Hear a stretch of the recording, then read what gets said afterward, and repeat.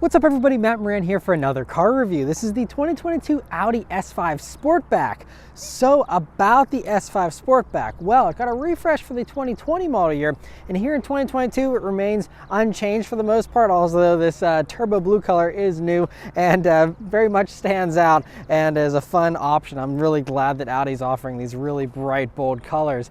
But anyway, up front there, you know, it still looks really nice, very sharp and modern. You have those very cool matrix LED headlights that here on the Prestige trim are even a little bit more advanced. They do the welcome and departure animations and just look really cool. Of course, the S versions here have the more aggressive front bumper as well, which has little air extractors there in the sides of it, and very nice and bold there with the radar sensors and stuff in the lower part of the front bumper, and just looks really muscular. I love the lines and the creases in the hood here, and the creases that start at those headlights and go all the way down the body line here. Coming down to the sides here, you have these 20-inch wheels on the Sport Package version, which this one has. This one also has the black optic package, which gives you the black mirror caps, the black roof, and a few other pieces that are in black as well. You also see the nice little fender badge here with the S5 logo, but I love how all the badges are nice and small, both in the front and on the sides here. They're not too shouty. I also, really think it's a cool silhouette here with the Sportback shape. So you have,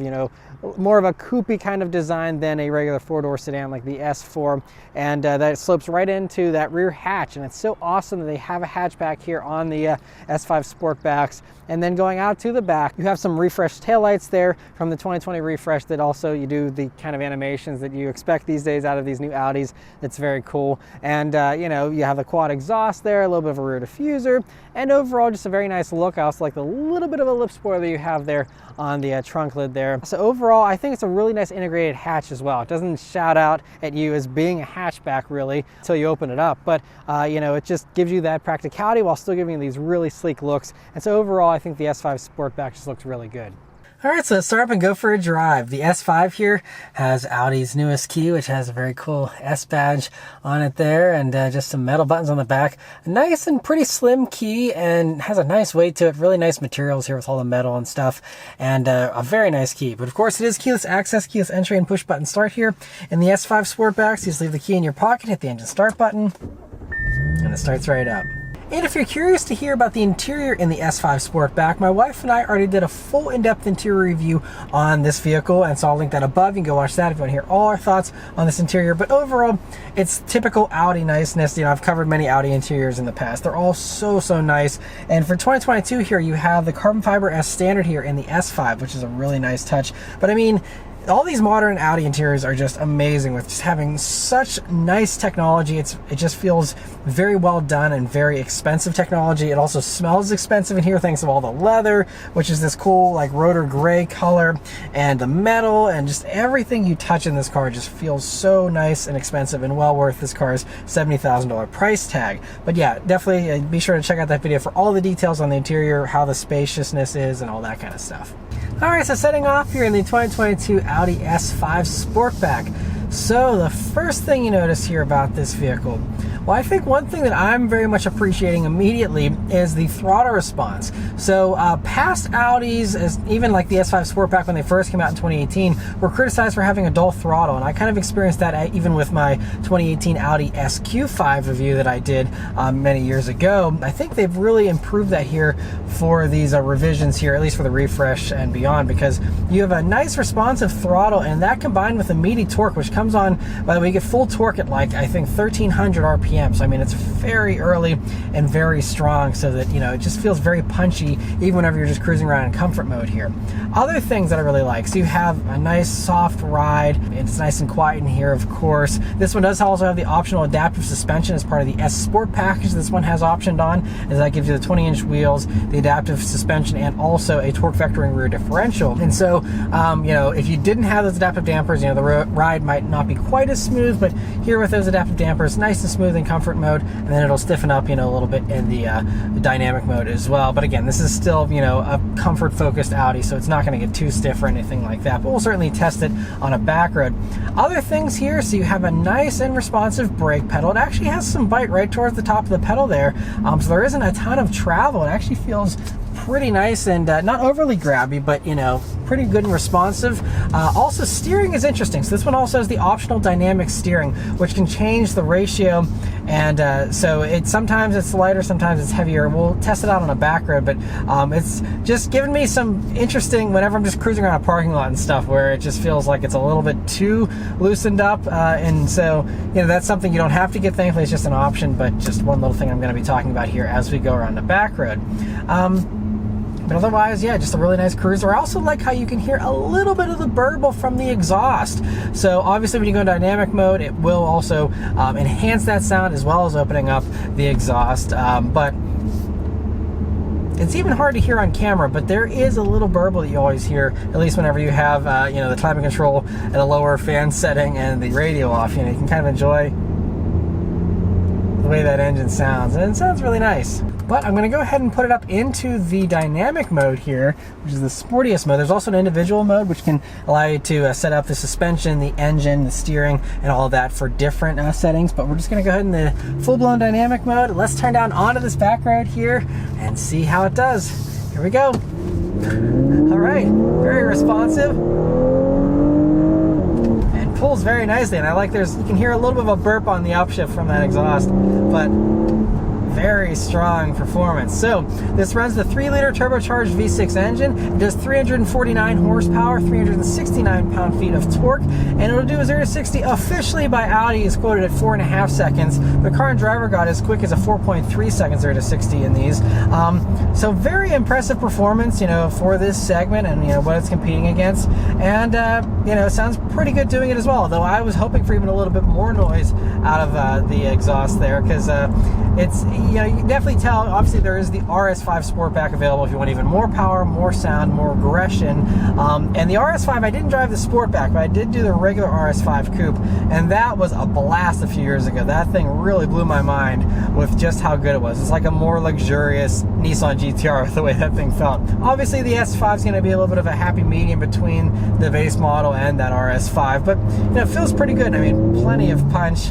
And I just love riding that wave of torque that you get here with this. That's what's really becoming very apparent to me, is just how it really utilizes that torque to make this thing feel very punchy. Also, we have the ZF 8-speed automatic here, and we do have dedicated manual modes here, thankfully, with the shifter. So we'll go ahead and go into first. There's some more burbles.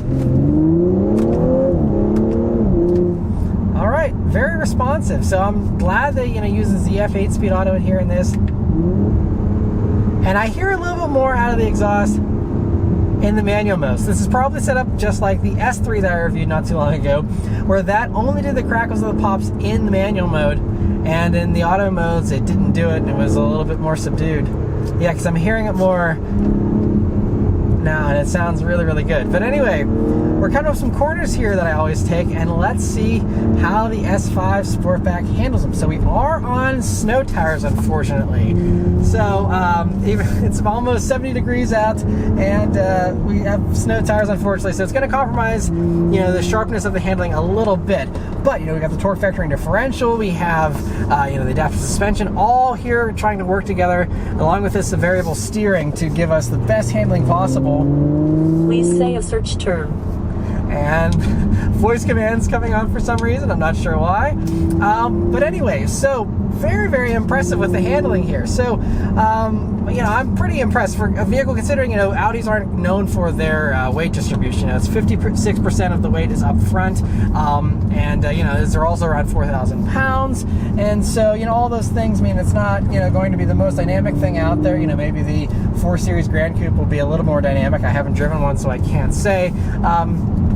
But, this steering, though, I do like this adaptive steering. It really does a good job of giving me the turn-in that I want, and, matching my aggression here and kind of keeping pace with what I'm trying to do here. And, it all feels really nice and pretty sharp, honestly, though. I'd love to try it with the actual summer tires, which, by the way, you do get here as part of that S Sport package. You do get upgraded from all seasons to summers, so that's certainly a nice little touch as well. But even on snow tires when it's almost 70 degrees, I'm impressed.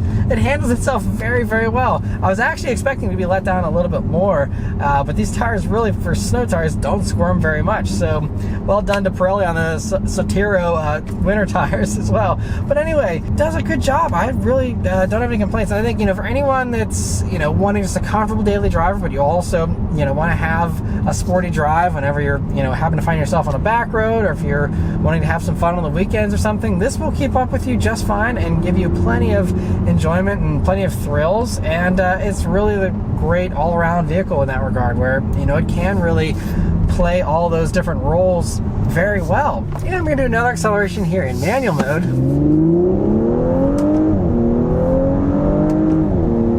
Yeah, this thing pulls really, really nicely. And, the exhaust could always be louder, but honestly, I think that for an S5, it's appropriate. Gives you a good amount of sound, so I can't really complain about the exhaust. And obviously, there's the aftermarket if you always want to make it louder. But, yeah, it's just a ton of fun. Just so dynamic, and it feels so locked into what you want it to do. And it's just so responsive that it's just this tool that is right there, ready and waiting. And, it's not doing anything I don't want it to do. It just feels really good all around. Well, we got some more corners here. Try out the handling a little bit more. One other thing that's important to note is this quattro all-wheel drive system is rear biased. Not by much, but it will send 60% of the power to the rear and then 40 to the front. And okay, I felt like for a split second there, it almost wanted to push to understeer a tiny bit, but honestly, the way this thing handles, maybe it's the dynamic steering or what, but it honestly almost feels like it has rear wheel steer. Maybe that's part of the rear, torque vectoring rear diff doing its job as well, but I'm just noticing that this thing really does love to change direction, even despite all the, specs and, technical details of the contrary. I mean, it's amazing what they did with this thing to make it handle as good as it does. It is, oh yeah, this thing can totally tear up a back road just fine. Yeah, man, this thing, even on snow tires, I am so impressed. I think Audi does a way better job with their handling than anyone gives them credit for. They do so well, even on these regular S1s, not even the full-blown RS. Again, go watch my RS5 review if you want to see my mind blown by that car. But, I mean, this regular S5 still is just so dynamic, so much fun on a back road, plenty of power, and just so good. The other little thing I do want to mention is how it compares, since I haven't driven the 440, Grand Coupe or anything like that. The one competitor that I have driven is the Kia Stinger GT. And I know obviously they're in very different price brackets. You can get a loaded Stinger GT for the same price as a base S5 Sportback. But, if price isn't as much of a concern to you and you're just curious about the differences between the two, I will say that this feels more dynamic than the Stinger GT. It feels a little more eager to turn in. It disguises its weight better than the Stinger GT. And of course, you have a little bit more of an advanced setup, with the torque vectoring rear diff, the adaptive steering and all of that. Although the Stinger GT also does have an adaptive suspension just like this. But, this definitely feels a little more willing and eager and a little more athletic than the Stinger GT. The Stinger GT still feels fantastic, and I mean, it's not like the Stinger GT is a bad handler, but this I think does have a tiny bit of an edge. It's close, but I would say this is just a tiny bit better. Is it, 15 grand better? I don't think it's that much better, but, as far as, at least just as far as you're strictly talking about handling, but if, you want a little bit of a better handling edge and all the nicer interior components, and you don't mind paying, the big surcharge here for the Audi, I do think that it is a little bit better than the Stinger GT. And we're also going over a few potholes here. So I'm in dynamic mode currently, and, it's a little bit on the firm side, but it's really not bad. And then we can go up here to the comfort mode. And I do immediately feel it soften up. I mean, it's not a wild difference, but I do feel that it gets a little bit more floaty and, it's a little more forgiving. We got a pothole here. Yeah, it's a little more forgiving. It just takes out a little bit of the sharpness out of the impacts. Again, nothing wild, but certainly is appreciated. Very nice to have, and I think, you know, for the small upcharge of the sport package, I think it's only like $2,500 for all of this great hardware with the diff, and then the, you know, suspension components and stuff. I certainly think that that is one must-have package to get if you're an enthusiast here buying an S5. And now I'm out on the highway here in the S5 Sportback, and it's a really nice cruiser. So this, of course, has the adaptive cruise control system here. This is a Prestige model, by the way, so it's fully loaded up with all the safety tech. And so the adaptive cruise system, though, you know, is pretty nice. It has the lane keeping assist as well, and I will continue to test that. I'm going to be actually going on a little bit of a longer road trip this weekend in this car, so I'm going to get a lot more seat time here on the highway. So I'll come back and test it out. It was a little underwhelming in the Q5 that I reviewed last year, though, but we'll see if it's any different here for the S5. But yeah, I mean, it's just a really great cruiser, of course, you know, having, you know, pretty good sound insulation even on this noisier bit of highway. And now on a regular highway, really a nice cruiser. And again, this is with everything turned off. You know, you turn on this amazing Bang & Olufsen stereo, and all of a sudden, you know, all the road noise you hear just melts away anyway, and then you end up with just a wonderful oasis of good sounds, good comfort, and just, you know, a really nice experience here out on the highway in the S5. But anyway, that's all of my thoughts here on the S5 Sportback so far. But thanks to Audi, I'm going to have this vehicle for an entire week, so I'm going to drive around all over the place. Then I'll come back and give you guys my final real-world fuel economy, as well as my thoughts on the pricing and how it compares to its competition, and anything else that I noticed here during my week of driving. Alright, so I've been driving the S5 Sportback for a week now, and I've actually driven it a lot over this past week. I've put 265 miles on it, partially thanks to going to a wedding that was about an hour away. So I did a lot more highway driving than I usually do. And I just also had a lot of reasons to drive all over the place this past week. And it was a lot of fun here doing it in the S5. It's a really great companion, and it's crazy how the miles just melt away in this thing too. It's just so nice from a grand tour kind of standpoint. Really didn't have too many complaints. The only thing I can say is that the lane keep assist is kind of weak still, especially these days with more and more companies doing, you know, hands-on systems that are basically hands-free systems with how well they steer, and some companies actually doing full-blown hands-free steering on the highway. You know, this system is a little underwhelming still, and it is also upgraded in the Prestige package here for this advanced capability, which I don't think is worth paying extra for, but it's bundled into a package, so, you know, it's not like you're technically really paying for that specifically, but not something I would certainly pay extra for. But the regular adaptive cruise also worked very well. It was very smooth, and so that all was great. Another thing, though, is wireless Apple CarPlay wasn't perfect, so it would connect every time, so I'm thankful it did that without issue, because other cars and other companies have issues with that alone. This had no issues with that, but even though it would connect, I would sometimes have to go back out of CarPlay because it would just be showing me a blank screen, and, you know, go back to the Audi system and then back into CarPlay for that to work. And then also the heated steering wheel was really weak. I tried it on one cold morning and it was like getting lukewarm. I really don't even think I could call it warm per se. It certainly wasn't hot, and so just another underwhelming thing, in addition to the fact this car doesn't have cooled seats because of these quilted seats. Audi, for some reason, doesn't like combining quilting with perforation for some reason, so you don't have cooled seats in this $70,000 car. So those are really my only little complaints, though. But I mean, otherwise, I mean, the thing is just so comfortable, so luxurious. I love running around in this thing. Every once in a while, the transmission wouldn't give me a downshift as quick as I would like it to. Pretty minor, you get used to it. You could also drive around in dynamic mode, but I didn't want to have the engine, you know, being raced constantly just because I wanted a little bit of a quicker response. So that's the only thing I can really say about that. But, you know, you get used to it. It's just that, you know, sometimes I'm waiting a beat or two longer than I need to, or if I'm in a hurry and I don't want to wait that beat or two, I put my foot down a little bit more, and then it gave me too much power. So it was, you know, a little, I guess there could be a little bit of a better blend there as far as, you know, how it ramps up that power a little bit. It's a minor nitpick, though. Again, you are in a sportier vehicle. You probably, you know, want that sportier response, and you like feeling that strong power. So I don't think anyone's going to really complain too much here in the S5. And the last two things to mention here about the S5 Sportback are the pricing and the fuel economy. So first off, fuel economy here in the S5 Sportback. So they're rated at 21 mpg in the city, 30 on the highway, and 24 combined. In my week of driving here, again, 265 miles, I would say about half of that was on the highway. So I was hoping to get that 24 number combined. Unfortunately, I was sitting at 22.6 here for the week. Now, there's a little bit of idling to film the interior and, a few other things. So, okay, we can bump it up to 23. Still a little underwhelming. Not a huge deal. I'm just one under the combined figure. But, considering I was doing pretty close to a 50-50 split, I was hoping to, do 24 or maybe even 25 if I got lucky. So, not the most fuel efficient engine, but it is a turbocharged V6. So, I mean, what can you do? It certainly is more fuel efficient than the Kia Stinger with that twin turbo V6 in that thing. Those struggle to even get 20 miles to the gallon. So, but yeah, the last thing to mention is how it compares to those competitors. And the primary competitor in my mind is the Kia Stinger GT, just from a performance standpoint, and also because it's the strongest competitor from a value standpoint. Clearly, the Kia is not a luxury brand. So first, I will mention I have not driven a 4 Series Grand Coupe, so I cannot compare it to that from driving standpoint. Pricing wise, they're all very similarly priced. All the Germans priced very closely between each other. So it just comes down to your personal brand preference and styling preferences and things like that.